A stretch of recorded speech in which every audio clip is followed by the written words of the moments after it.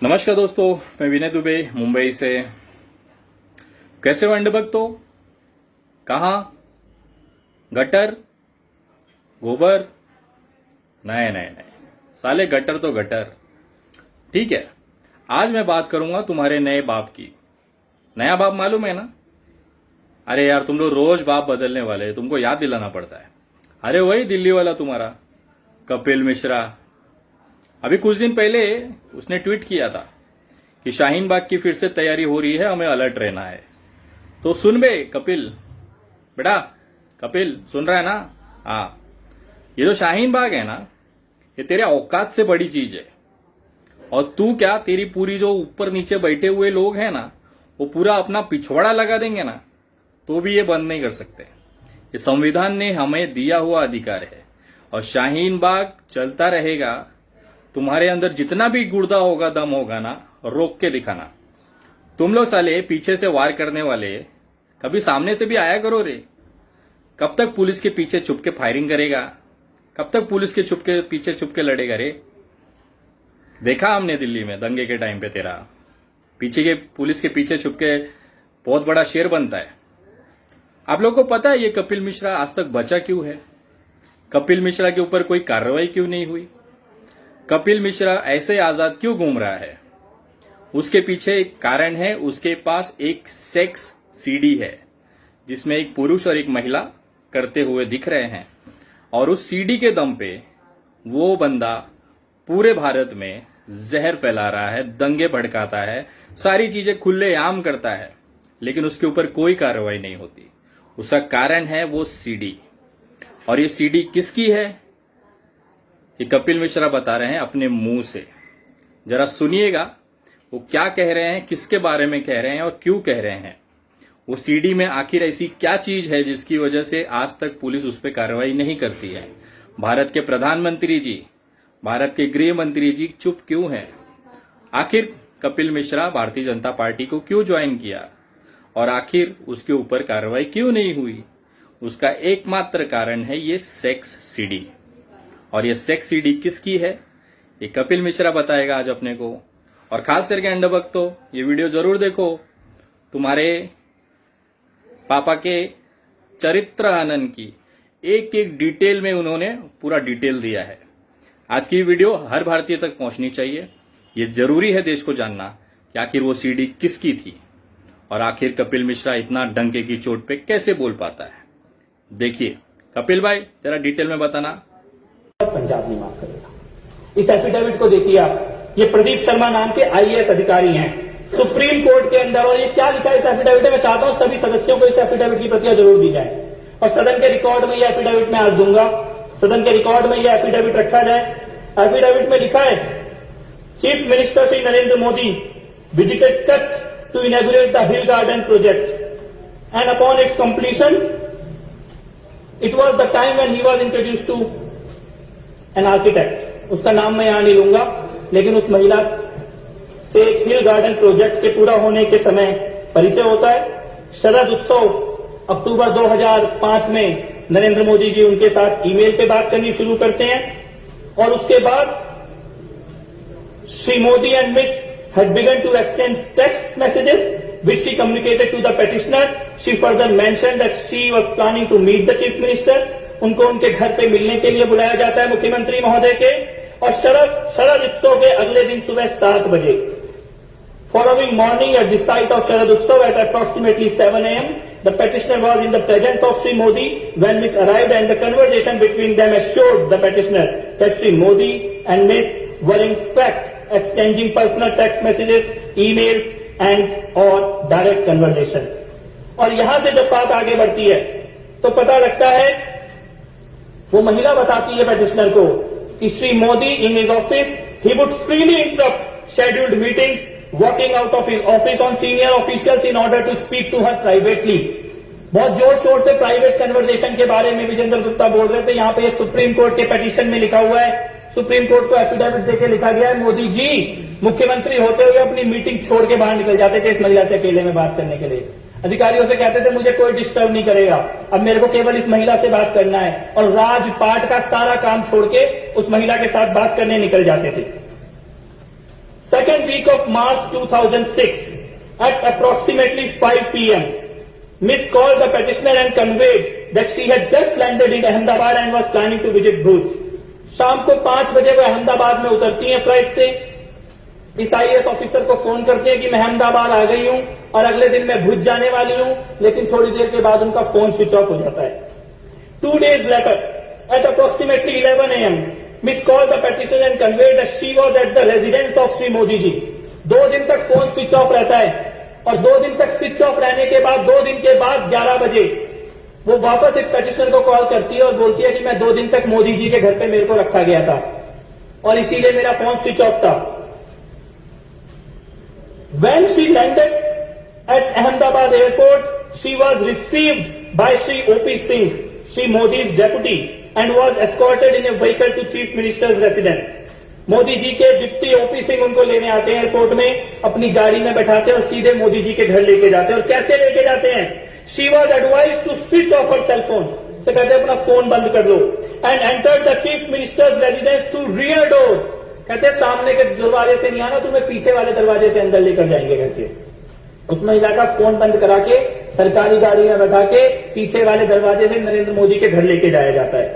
और उसके बाद she was taken to the first floor and given a room across the chief minister's bedroom. उसको first floor में ले जाते हैं और मोदी जी के बेडरूम के बगल वाले कमरे में कहते हैं तुम्हें यहीं रहना होगा। अगले दिन वो महिला लिखती है कि होली का त्योहार था। अगले दिन बहुत सारे लोग मोदी जी से मिलने आए, लेकिन मोदी जी केवल थोड़ी देर के लिए नीचे गए मिलने के लिए, उसके बाद वापस कमरे में आ गए। उन मिलने वालों में आनंदीबेन पटेल भी गई थी। Shri Modi attended to them briefly and return to his quarters. बहुत थोड़ी देर के लिए लोगों से मिले, उसके बाद अपने कमरे में वापस आ गए। ये महिला इस बीच में बीमार भी होती है। She developed a fever and requested a physician. वो कहते हैं मेरी तबीयत खराब है, किसी डॉक्टर को बुला दो। तो मोदी जी क्या कहते हैं उससे? मोदी जी उससे कहते हैं कि calling a physician is impossible. Doctor को तो हम बुला ही नहीं सकते, किसी को पता लग जाएगा कि तुम यहां पे आई हो।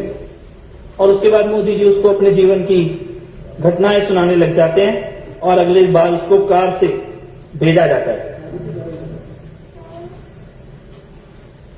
इसके बाद इसी एफिडेविट में लिखा है जो सुप्रीम कोर्ट के अंदर जमा किया गया है कि वो महिला भावनगर जाती है जिस वक्त मोदी जी साउथ अफ्रीका के टूर में गए हैं, और वहां से भी मोदी जी को चैन नहीं पड़ता, वहां से भी उसको फोन और एसएमएस करने का सिलसिला जारी रखते हैं। Petitioner found that she was constantly in touch with Sri Modi, who was abroad and probably in South Africa at the time. She also conveyed to the petitioner that Sri Modi asked her about the petitioner's office routine and habits and whether the petitioner knew about the relationship they shared. In one conversation, Miss showed the petitioner a text message that the chief minister has sent her from abroad. और खास तौर पे इस महिला से बात करने के लिए अलग मोबाइल नंबर मोदी जी ने रखा हुआ था, वो मोबाइल नंबर भी इस एफिडेविट के अंदर दिया गया है। इसके बाद इससे भी ज्यादा खतरनाक बात होती है। इस पेटिशनर प्रदीप शर्मा जिन्होंने सुप्रीम कोर्ट में एफिडेविट दिया, इनके पास एक लेटर आता है कि एक सीडी है इस महिला की किसी व्यक्ति के साथ सेक्स करते हुए, और वो सीडी जो है वो सरकार के पास है, इसीलिए प्रदीप शर्मा इस महिला से मिलना बंद कर दें। और इस लेटर के आने के बाद प्रदीप शर्मा के साथ कई तरह के टॉर्चर होने लगते हैं और प्रदीप शर्मा ये कहते हैं लास्ट में, it now appears to the petitioner that Sri Modi started believing that the videos involving Miss perhaps included Sri Modi himself. यानी कि मोदी जी को ये लगा कि मोदी और उस महिला के बारे में जो वीडियो सीडी है वो खुद इस पेटिशनर के पास आ गई, और इसीलिए इस पेटिशनर के साथ कई तरह के केस और कई तरह के मामले दर्ज करके इनका पूरा कैरियर बर्बाद करने की कोशिश की जाती है। और अध्यक्ष महोदय, ये सीडी और ऑडियो रिकॉर्डिंग इसके बहुत शौक हैं। विजेंद्र गुप्ता जी को आज उनके सारे शौक पूरे कर देते हैं विधानसभा के अंदर। अभी भी गए कि मैं जाके बाहर दिखाऊंगा लोगों को एक ऑडियो सीडी, एक सीडी में इस विधानसभा में ऑन रिकॉर्ड रखना चाहता हूं। और ये सीडी अमित शाह की है, अमित शाह की पुलिस अधिकारियों के साथ बातचीत की है, और ये सीडी वो घिनौना सच हिंदुस्तान के सामने लेके आती है कि कैसे एक मुख्यमंत्री एक लड़की, अपने से आधी उम्र की लड़की के पीछे पड़ता है, और पीछे कैसे पड़ता है, पूरी की पूरी पुलिस उसके पीछे लगाता है। केवल पुलिस नहीं, वहां की इंटेलिजेंस एजेंसी और यहां तक कि एटीएस के अधिकारियों तक को भी एक लड़की के पीछे लगा देता है उसकी एक एक पल की खबर रखने के लिए। पुलिस अधिकारियों के बीच में खुद पुलिस अधिकारी सिंघल 267 फोन कॉल का रिकॉर्ड है, 267 कॉलों का रिकॉर्ड दिया गया है, सीबीआई के पास भी दिया गया था। और इसमें सिंघल ने खुद बोला है अगस्त से लेकर सितंबर 2009 के बीच में उस लड़की के प्राइवेट मूवमेंट और प्राइवेट कन्वर्जेशंस को रिकॉर्ड करने के लिए, पीछा करने के लिए अमित शाह किस तरीके से पुलिस वालों को निर्देश दे रहे हैं। मैं चाहता हूं सदन के अंदर उस सीडी को चलाया जाए। જી સર ત્યાં છે અમારા કંપનીમાંથી જે લોકેશન લીધું એમાં પણ 14 ને 29 લોકેશન પર ત્યાં જ આવે છે 2 ને 29 માં જી બધા છોકરા જોડે ગયા નથી બા ના ભાઈ જો સાહેબ ને બધી ખબર પડી જાય આપણને સર આપણા માણસો બિલકુલ ત્યાં નહીં સર મને લોકેશન પર કંપનીમાંથી નહીં લેતો રહું છું એટલે મારે ખબર પડે પછી લોકેશનમાં કેવું થાય છે એક બાજુ જાય છે એનું એ જ બેન સર ટાવર એરિયાનું એક જ બતાવી રહ્યું છે એમાં જે સેલ આઈડી આવે છે તો બીજું સેલ આઈડી આવતી હોય તો ખબર પડી જાય કે બીજી સેલ આઈડી પર પકડાય છે जी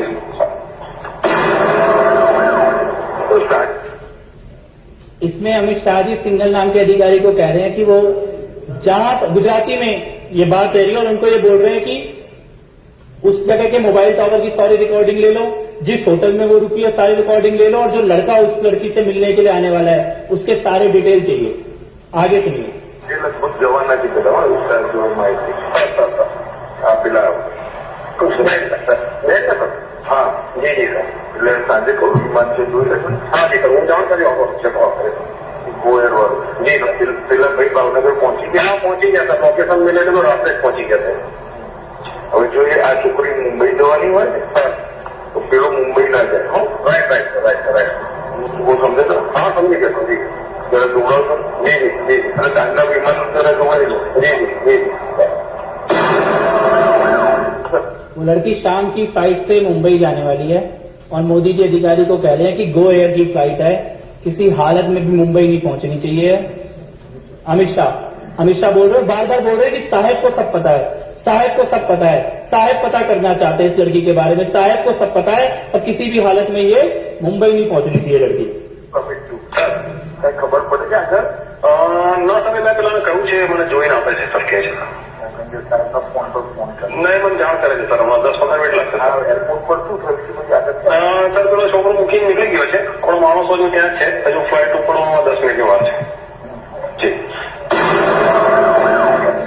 સર મેં જોઈ લીધી છે હોટલ પણ જોઈ લીધી છે માણસો પણ બરાબર ગોઠવાયેલા છે તમામ વ્યવસ્થા થઈ ગયેલી સર ત્યાં મતલબ મેઇન ગેટની સામે જ આપણો એક માણસ ગોઠવાઈ ગયો છે એટલે ત્યાંથી નીકળશે ત્યાંથી ફોલો ચાલુ થઈ જશે એનો બહાર ગયે બહાર મેઇન રોડ પર બી એક માણસ છે આગળ પણ એક માણસ છે આપણે 10 સેકન્ડ જોડાવ હા ખાતરી કરેલો રહું જી જી ખાતરી કરે સર પેલું રજિસ્ટ્રેશનમાં એવું આવ્યું છે કે એક દિવસ એક્સટેન્ડ કરાવે છે આને બસ એવું એ તો બરોબર છે અત્યારે સર ખાતરી કરેલો સર જી જી હા સર પછી મને ફોન જી જી જોડાવ જી જી જી સર જોડાવ તો મહેમાન અંદર जी जी सर हाँ जी हाँ जी साहेब सर वास्तव लोगों का तब बाहर से जो है 2000 अपने मानव से बड़े इन्वेस्ट होता है हाँ जी सर अब जैसे क्या शॉपिंग जो गया है जी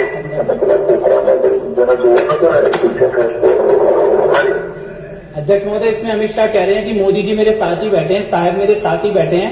साहब कह रहे हैं कि अंदर 2 हैं, एक लड़की और एक लड़का है, उनके सारे नजर रखो। वो पुलिस अधिकारी कह रहे हैं कि मैंने पूरी टीम लगाई है, जैसे ही वो होटल से बाहर निकलेंगे हम उनका पीछा करेंगे। एक एक रिकॉर्ड हमारे पास है, उनके फोन रिकॉर्ड हो रहे हैं। और ये अमित शाह बोल रहे हैं उस वक्त वहां गृह मंत्री, यानी गृह मंत्री एक लड़की का पीछा कर रहा है, पूरी की पूरी पुलिस की फोर्स लगी हुई है।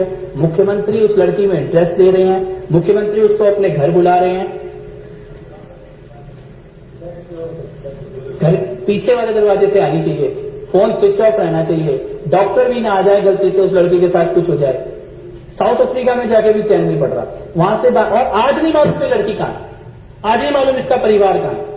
और मैं कहता हूं ये तो शायद एक मामला है जो सामने आ गया। अगर कोई व्यक्ति मुख्यमंत्री की कुर्सी पे बैठने के बाद अपने गृह मंत्री, पुलिस अधिकारी, इंटेलिजेंस के अधिकारी और एटीएस के अधिकारियों को एक लड़की के पीछे लगा सकता है तो वो कुछ भी कर सकता है, तो उसका कोई चरित्र नहीं है। आज भाजपा वाले बहुत जोर जोर से पूछ रहे थे, बहुत जोर जोर से पूछ रहे थे, संदीप कुमार का मुद्दा उठा रहे हैं इंटरनेट पे राशन कार्ड, मैं कहता हूं राशन कार्ड छोड़ो, तुम ये बताओ जशोदा नंदा पासपोर्ट कब बनेगा? कौन सी चरित्र की बात कर रही है भारतीय जनता पार्टी? आम आदमी पार्टी को मामले की जानकारी मिली, 15 मिनट के अंदर अरविंद केजरीवाल जी ने निर्णय ले लिया। वो कहावत है ना, ऊपर वाले के घर में देर है पर अंधेर नहीं। आम आदमी पार्टी में तो देर भी नहीं है। मंत्रियों को भी ट्विटर से पता लगता है अगर किसी, और हम सबको मालूम है, जितने लोग हम यहां पर बैठे हैं हम में से सबको मालूम है, एक गलती करेंगे, गलती की माफी नहीं है यहां पर। लेकिन इसका क्या? जितनी बड़ी बड़ी चरित्र की, राजनीति की, शुचिता की, पवित्रता की बातें भारतीय जनता पार्टी कर रहे हैं, इस सीडी के आने के बाद भारतीय जनता पार्टी के नेता बताएं। एक सीडी संदीप कुमार की, 15 मिनट में फैसला हो गया। एक सीडी नरेंद्र मोदी और अमित शाह की है। भारतीय जनता पार्टी फैसला लेने की हिम्मत दिखाए, क्या फैसला ले सकती है सीडी के ऊपर? मेरे को लगता है कि, और ये पूरा का पूरा 15 मिनट की रिकॉर्डिंग है, मैं विधानसभा के रिकॉर्ड में देना चाहूंगा ये एफिडेविट और रिकॉर्डिंग, और मैं ये चाहता हूं कि ये रिकॉर्ड में रहे और आज का दिन रिकॉर्ड में रहे कि जब राजनीतिक शुचिता की, पवित्रता की, नेताओं के चरित्र की चर्चा हो रही थी, जब भारतीय जनता पार्टी के नरेंद्र मोदी और अमित शाह की पोल इस विधानसभा के अंदर खोली जा रही थी, तो भारतीय जनता पार्टी के नेताओं के अंदर हिम्मत नहीं थी सदन के अंदर रुकने की और चर्चा में भाग लेने की। तो बस मैं केवल इतना ही कहना चाहता हूं, मेरे को लगता है आज पूरे देश दिल्ली की विधानसभा के माध्यम से ये जान जाएगा कि चरित्र के मामले में और राजनीतिक सफाई के मामले में आम आदमी पार्टी कहां खड़ी है, भाजपा कहां खड़ी है, मोदी जी कहां खड़े हैं और अरविंद केजरीवाल कहां खड़े हैं। बहुत बहुत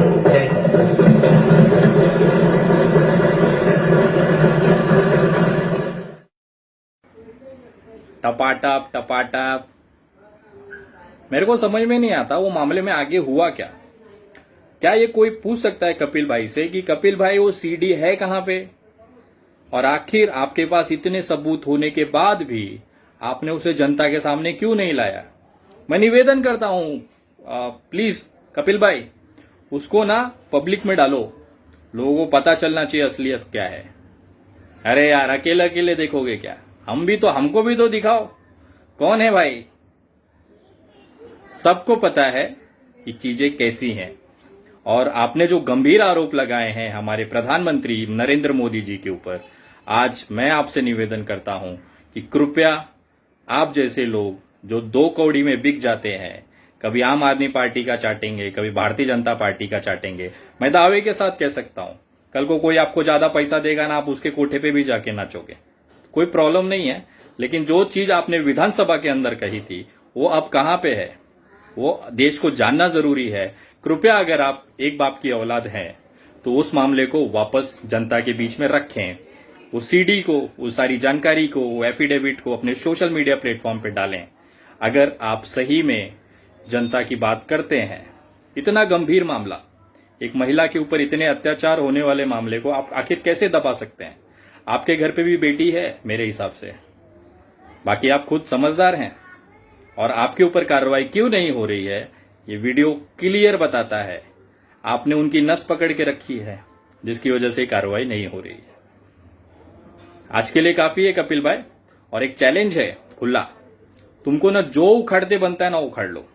शाहीन बाग पूरे भारत में चलेगा, और तुम और तुम्हारे जितने अब्बा बैठे हैं ना, रोक के दिखाओ। ये संविधान ने हमें दिया हुआ हक है, विरोध प्रदर्शन करने का हमें हक है। तुम भी करो, किसने रोका है? आओ तो सही। पुलिस के पीछे छुप के वार करने वाले डरपोक फट्टू, तुम बड़ी बड़ी बातें। पहले निकलने का, कैसा निकलने का मालूम है ना, फुर्सत में। जय हिंद, जय महाराष्ट्र।